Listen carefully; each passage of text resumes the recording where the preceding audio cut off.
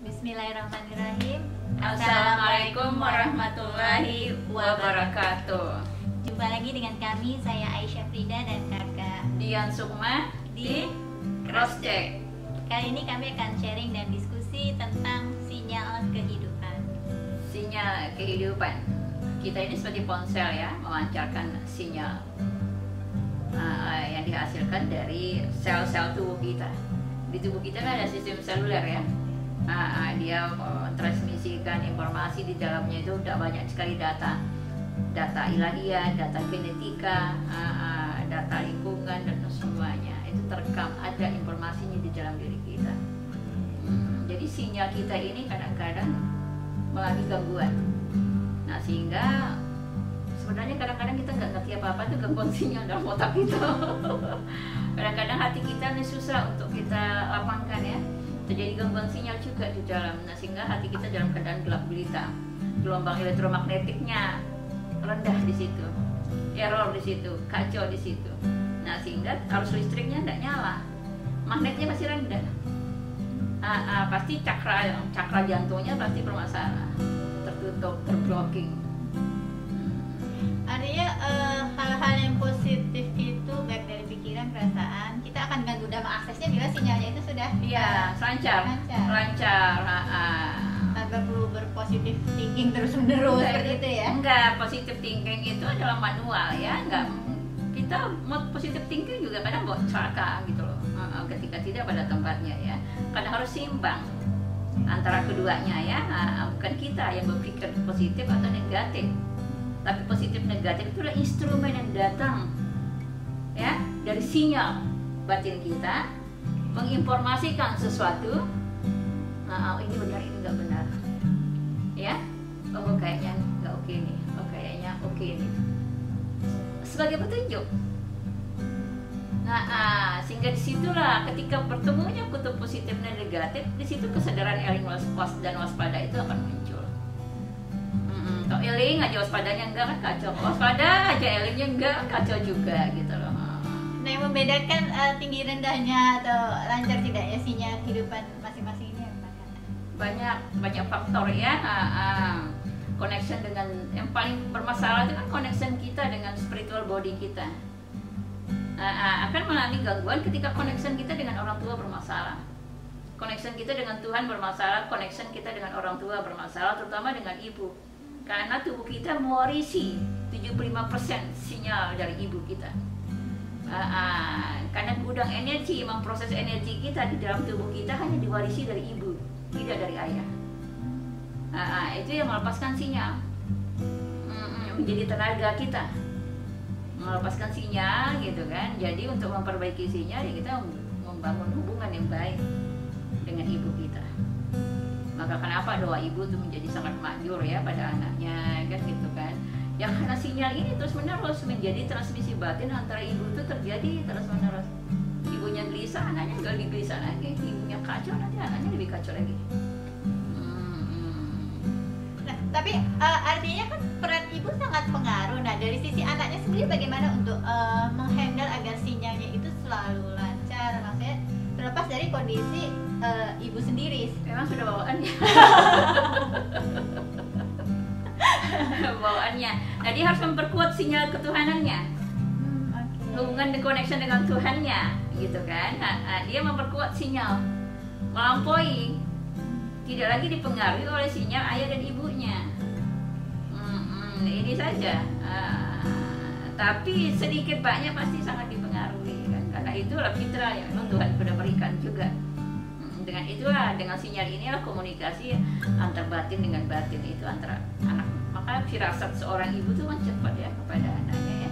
Karena apa yang di dalam tubuh anaknya itu dari dia sinyalnya, sehingga dia merasakan firasatnya. Seperti itu.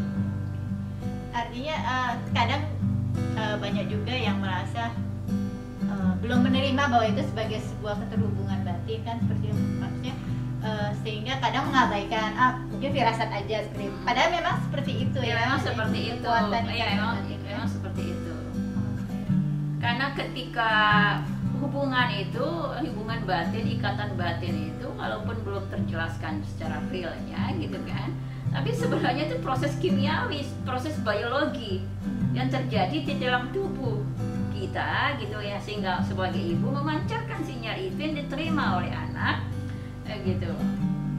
Nah, sehingga anak ini kayak misalnya anak lagi ujian gitu kan, ibunya gelisah, ya anak itu tambah nggak konsentrasi lagi kan.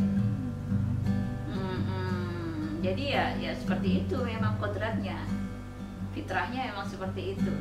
Jadi memperbaiki sinyal itu banyak caranya, terutama yaitu membangun hubungan yang baik dengan Tuhan, membangun hubungan yang baik dengan ibu, dengan orang tua, yaitu untuk memperkuat sinyal. Nah, ketika sinyalnya bagus, terjadilah transmisi itu dari alam rohani, transmisi kan ke batin ibunya transmisikan kepada anak.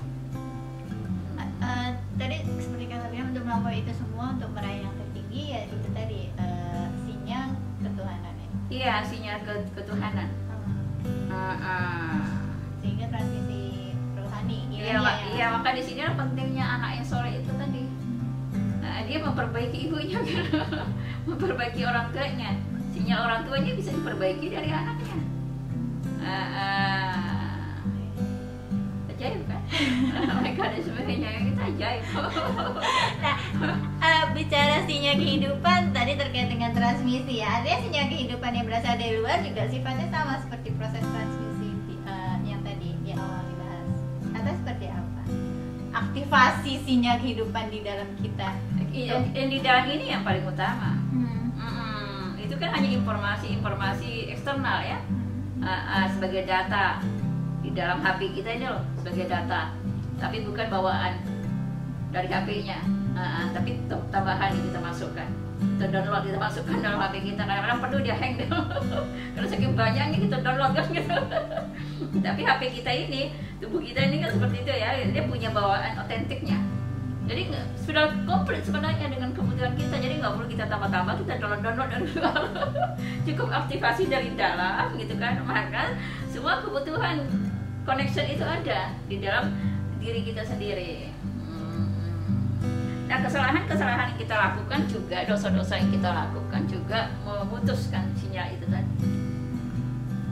Karena setiap kesalahan kita lakukan, dosa kita lakukan, dia akan terekam kuat di sistem saraf kita, sistem otot kita. Nah, sehingga tersumbat dia kabel-kabelnya ini. Jadi sinyalnya terganggu, sinyalnya error jadinya. Caranya untuk membersihkan sumbatan-sumbatan sinyal itu, ya itu tadi, bersikap baik kan, ibadah, bersikap baik dengan orang tua, ibadah dipelihara, makanan yang paling utama juga, makanan yang halal ya. Makanan yang halal ini, karena makanan ini juga bisa menyumbat, karena makanan ini kan diolah menjadi energi kan, menjadi zat-zat kan, proses di tubuh kita menjadi zat-zat kimiawi yang dihasilkan dari makanan. Nah, itu juga bisa menjadi sumbatan ketika asal-usul makanannya nggak jelas dan nggak clear makanannya, itu juga menjadi distorsi di dalam diri kita itu tadi. Kalau tahapannya sendiri Kak, dari rasa dulu kah, dari pikiran dulu kah, atau dari mana? Sebenarnya bersamaan. Cuman dimensi waktu antara pikiran dan rasa kan berbeda. Jalur ibaratnya bentangannya pendek sih, tapi jalurnya sampai karena bertahun-tahun. Secara biologinya pendek ini. Jadi membedakan apa antara orang mana yang rasa duluan, mana yang pikiran duluan yang muncul? Apa dominasi otak kah yang membedakan? Enggak, auranya dia. Oh, auranya dia. Nah, ketika orang sudah menyatu dengan dirinya, nggak berjarak. Pesan itu sampai ketika saat itu. Nah, kadang pesan itu sampai ditransmisi dari alam rohani kita sampai di otak kita 3 tahun ke depan. Baru kita sadar 3 tahun ke depan gitu loh. Padahal dia sudah kasih tahu 3 tahun sebelumnya kan. Tapi karena perjalanan waktu antara dimensi rohani ke dimensi mental itu kan jaraknya panjang juga. Antara mental itu ke pikiran itu kan panjang juga jaraknya gitu kan, lama kan. Nah, ketika kita membangun connection yang kuat ke dalam diri kita, sehingga nggak berjarak, sehingga menyatulah diri kita. Pesan itu sampai saat-saat itu juga sampai, karena kita butuh di saat itu. Jadi banyak faktor gitu kan. Orang yang nggak paham, orang yang maaf bodoh gitu kan, sinyalnya nggak lancar, connection di internalnya nggak lancar, arus listrik di tubuhnya nggak stabil. Kayak HP itu loh, kalau kita cas kan ada yang arus listriknya stabil, cepat penuh kan baterainya, ada yang juga berhari-hari nggak penuh gitu loh, error kan, nggak masuk baterainya. Ya seperti itu juga diri kita. Jadi apa, satu paket tak terpisahkan antara sistem biologi dengan sistem fisika gitu kan, dengan sistem spiritual di dalam diri kita ini gitu loh. Jadi alirannya itu harus dinamis, lancar. Nah, dia berputar semua itu terhubung melalui cakra itu tadi. Ketika cakranya foto orang, ketika cakranya tersumbat gitu kan, connection informasi pasti tersumbat juga. Karena cakra ini yang menghubungkan antara dimensi tubuh, dimensi mental, emosi, pikiran, dan roh itu tadi. Di sini ada portalnya semua, tubuh kita komplit, sistem yang sangat cerdas, paket komplit. Paket komplit diri kita ini, tinggal bagaimana kita mau menggali dan menerima keadaan. Ya, sepintar-pintarnya anak kedudukannya tetap di bawah orang tuanya, di bawah ibu dan ayahnya. Nggak ada yang bisa melampaui itu. Biar ibunya nggak sekolah, ayahnya nggak sekolah gitu kan, nggak ada yang bisa melampaui itu. Nah, jadi dengan bersikap baik, berbakti seorang anak kepada orang tua karena Allah, berbakti karena Allah ya. Kalau berbakti karena orang tuanya nggak benar, nanti nggak cinta lagi sama orang tua.